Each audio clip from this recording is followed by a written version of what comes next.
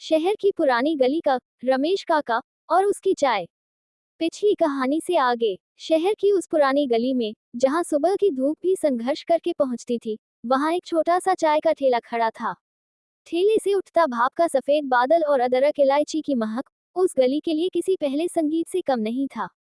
ये ठेला ही इस गली की पहली रोशनी था, उस धूप से पहले पहुंचने वाली गर्माहट। ये कहानी है संघर्ष की, रोजमर्रा के जीवन की, और उस छोटे से आराम की जो हमें हर दिन आगे बढ़ने की प्रेरणा देती है।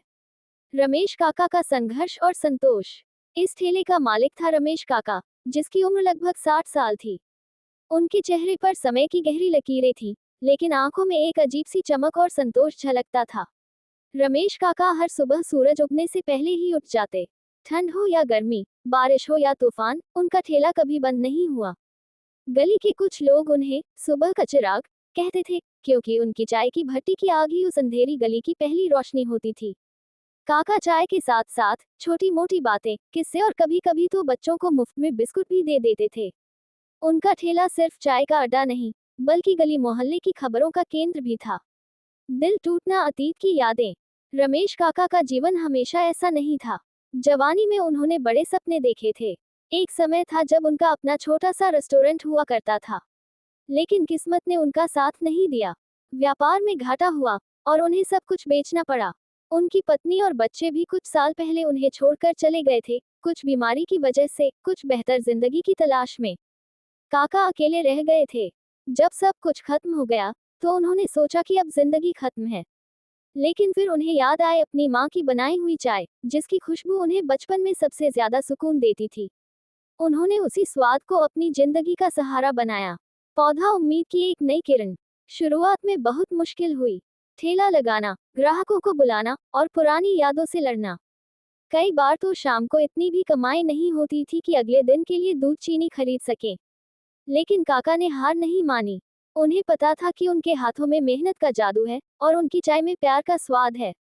धीरे धीरे उनकी चाय की महक गली से बाहर निकलने लगी। लोगों को उनकी चाय में एक अलग ही स्वाद मिलने लगा, एक ऐसा स्वाद जो उम्मीद और अपनेपन से भरा था। काका ग्राहकों को सिर्फ चाय नहीं बेचते थे, बल्कि उन्हें दो पल का सुकून भी देते थे। एक दिन गली से गुजरते हुए एक नामी बिल्डर ने उनकी चाय पी। बिल्डर को वह स्वाद इतना पसंद आया कि उसने काका को अपने नए अपार्टमेंट कॉम्प्लेक्स के पास एक बड़ी दुकान खोलने का ऑफर दिया। काका पहले तो हिचकिचाए, पर फिर उन्होंने सोचा, शायद यह मेरे सपने को पूरा करने का एक और मौका है। उसी तरह जैसे सुबह की धूप एक कोने में झांकती है। बिजी सपने की उड़ान। रमेश काका ने अपनी पुरानी गली और ठेले को कभी नहीं भुलाया। उन्होंने बिल्डर का ऑफर स्वीकार किया और एक बड़ी दुकान खोली, जिसका नाम उन्होंने रखा काका की सुकून वाली चाय। उनकी दुकान में आज भी वही मिट्टी की कुल्हड़ और वही अदरक इलायची का स्वाद मिलता है, लेकिन अब उनके पास अपना स्टाफ है और ढेरों ग्राहक।